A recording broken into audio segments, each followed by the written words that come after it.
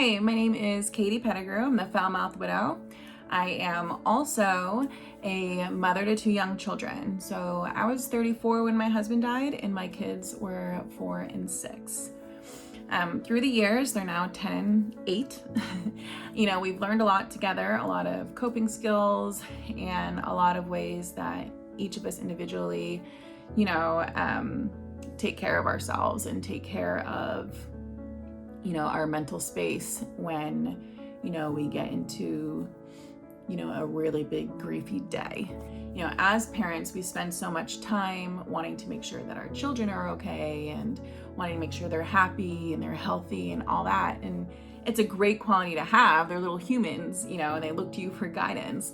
I just also want to point out that you need to take care of yourself. And I know that you can say that and you can hear it, but to really do it, I believe you need to start with inside out. So when people ask me for, self-care tips and things of that nature, I always say to start with your mindset.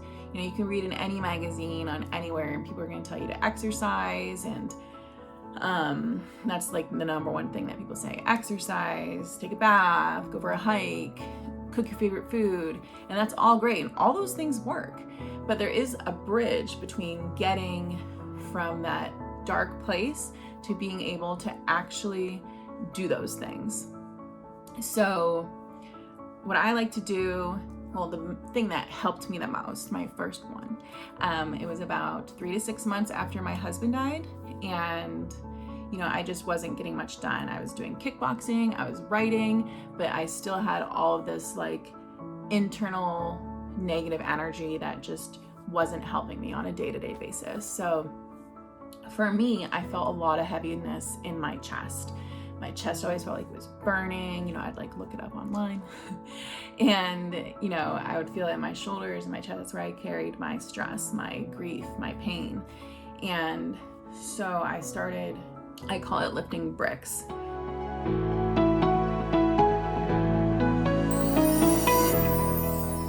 When I did it, I was laying in bed, but you can be sitting anywhere that's comfortable. So I would take, a few deep breaths, as deep as you can, and let it out slowly.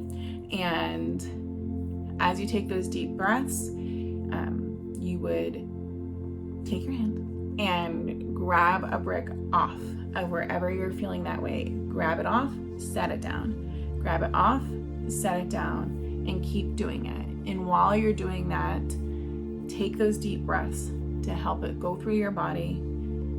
Take the brick off, set it down. Take the brick off, set it down. I did this so frequently that now when I'm out anywhere, like say I'm in a grocery store line and some grief wave just comes and it hits me and I'm like, oh my gosh, I'm gonna be crying in 2 seconds, and for some reason, I just don't want to, then I can get in and I can just visualize taking those bricks off my body.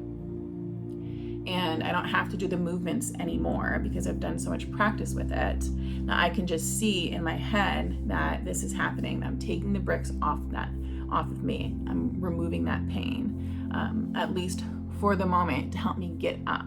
So once I could do that and, it started helping me feel a little bit lighter, then you gain this clarity, you gain this understanding of, okay, I'm up and I'm moving. Now what do I want to do? Do I want to exercise? Do I want to reevaluate, who's in my life? Do I need to set boundaries? What's going on? What can I do?